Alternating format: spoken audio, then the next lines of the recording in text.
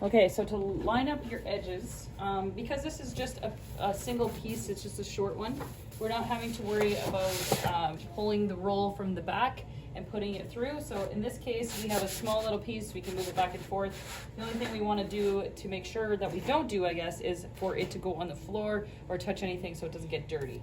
So the first thing we're going to do, I always line up the right side.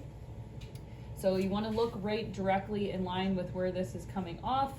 And then look between the bar and the roller to see your material going in, to make sure that you're lined up on that edge.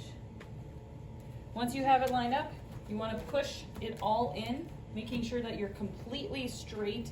You don't want to have one side in and one side out, otherwise it'll start wrinkling and also it'll go crooked. So make sure that you have it perfectly straight along there. So now the next thing you're going to do is there is a foot pedal down here.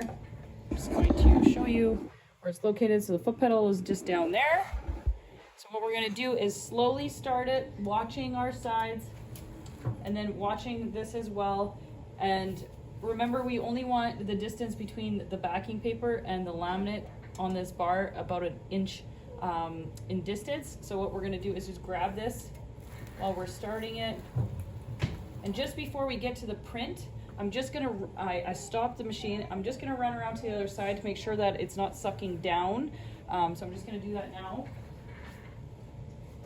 So it was a little bit, so I'm just gonna pull up a little tiny bit, making sure that everything's good. So it looks like we're okay.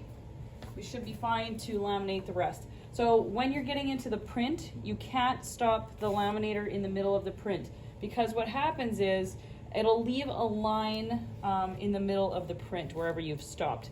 And that's just because there's tension on the backing paper and the laminate. So when we stop, you'll see here, I'm just gonna show you real quick. See how there's that minute line? I don't know if you can see it right now. It's right there. I don't know if you can see that in the video, but there's gonna be a line there that will show up on our print if we continuously stop, and especially if we wait a long time and then start, we'll get that line. So once we get to our print, we want to make sure our print is nice and clean so that as it's going through, we don't have to stop at all. And that's another reason why you have to make sure that it's completely lined up before you start, because you don't want anything to be in there, and you don't want it to be off, so that you don't, if you're doing a long print, then you don't have to stop in the middle. So at this point, we're just going to run it through slowly. We're going to check that back, make sure it's not sticking, we're good.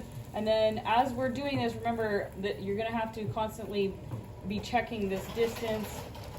So we're going to just throw that down a little bit. And then once you get closer to the end, make sure you grab a scrap piece from over here. You should have lots of scrap pieces. If you don't, then you can try and find one.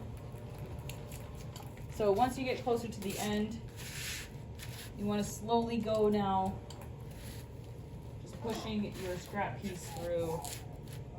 Make sure you're not putting the scrap piece over top of your print in there, because otherwise it's going to laminate like that. So we just want to just grab that, put that through, and then push it out as far as we can with that scrap piece so that we can cut it off without wrecking our piece.